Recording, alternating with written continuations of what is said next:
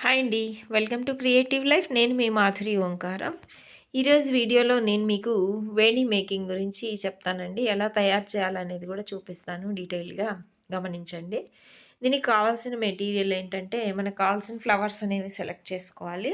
తర్వాత ఈ కమ్మీ ఒకటి ఉంటే సరిపోతుందండి. ఈ ఫ్లవర్స్‌ని బంచెస్‌గా కట్ చేసుకునేసి, ఆ బంచెస్‌ని దారంతో చుట్టుకోవాలి.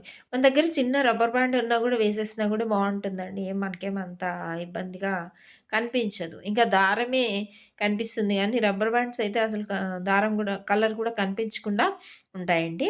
ఇప్పుడు మనం బంచెస్ అన్నీ రెడీ చేసుకున్న తర్వాత, ఒక్కొక్క బంచ్‌ని ఇందాక కమ్మీ చూపించాను గదండీ! ఆ కమ్మీ మీద పెట్టి చుట్టుకుంటూ వెళ్ళడమే అండి.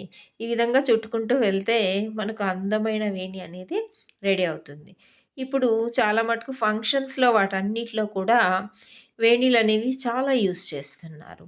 ఈ వేణీళ్ళు చూడ్డానికి చాలా ఆకర్షణీయంగా కనిపిస్తున్నాయి. ఒకసారి ట్రై చేయండి ఈ వేణీని. Thank you. Subscribe my channel please.